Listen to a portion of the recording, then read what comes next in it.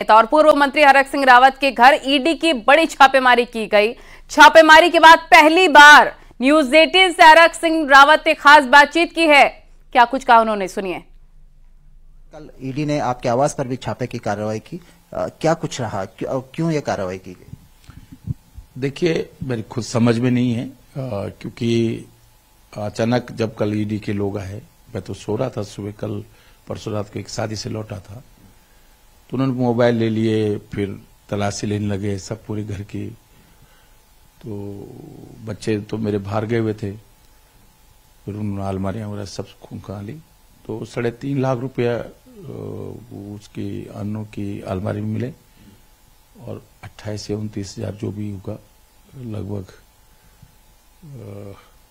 दीप्ति के पास मिली, क्योंकि हमारा रिपेयर वर्क काम चल रहा है घर पे, तो इसलिए कैश निकाल के रखना पड़ता है, क्योंकि मजदूर कोई अकाउंट ट्रांसफर तो करते नहीं, उनको तो नगद देना पड़ता है। ज्वेलरी भी बहुत कम मिली, एक लॉकर है, लॉकर की चाबी वो ले गए, फिर जिस दिन में खुलेंगे तो उसमें जो गहने सामान्य दीप्ति के और अनुकृति गहने उसमें है, तो ऐसा कुछ भी नहीं मिला। वो सहसपुर की जमीन के मामले में, क्योंकि उस मामले में कई बार विवाद हो गया, हालांकि हम उसमें बिल्कुल पाक साफ हैं, क्योंकि हमारे उसमें कोई गलती नहीं। हमने जमीन खरीदने वाले जमीन खरीदी, पैसा दिया, जमीन खरीदी 2003 में।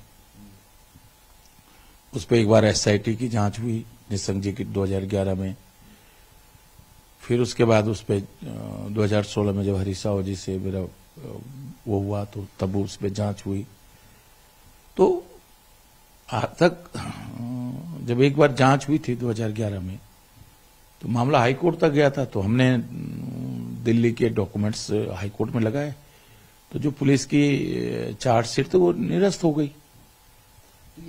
सहसपुर जमीन के कागजात भी साथ लगे? हाँ, मतलब क्योंकि वो तो सोसाइटी ट्रस्ट के नाम पर जमीन हो गई, अब पहले पर्सनल नाम पे थी, अब ट्रस्ट के नाम पर हो गई। और दूसरा, उन्होंने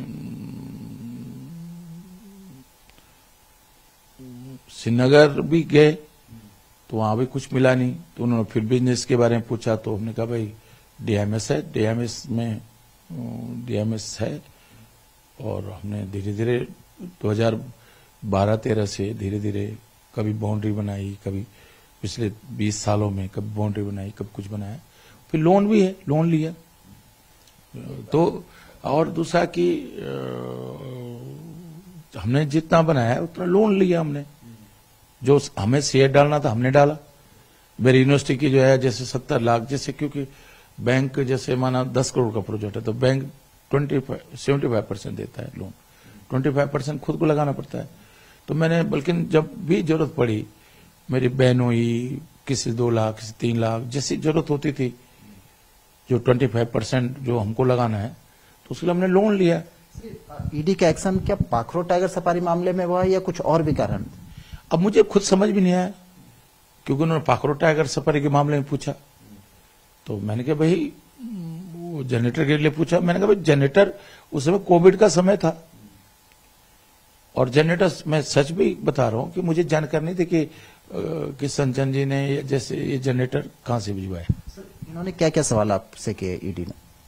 उन्होंने पूछा कि भाई ये पाखरो टाइगर सफर में आपकी क्या भूमिका है। मैंने कहा मेरी भूमिका स्वीकृत कराने में, मैं हर्षवर्धन जी से मिला, भारत सरकार मिला, और मैंने कोशिश की भारत सरकार से स्वीकृत कराने की, और कोई इलीगल है भी नहीं, क्योंकि वो उसकी स्वीकृति 106 भी हेक्टेयर की स्वीकृति भारत सरकार से मिली है, और वन निगम और वन विभाग के द्वारा पेड़ों का कटान हुआ है। अब कम ज्यादा कटे हैं, ये तो जज से तय करेगी किसने काटे, क्या काटे। लेकिन एज ए मंत्री मेरी उसमें कोई भूमिका, मतलब मेरी भूमिका स्वीकृत कराने में है, भारत सरकार में पत्रावली भेजना, भारत सरकार से स्वीकृत होने के बाद कैंपा में पैसा जमा करना।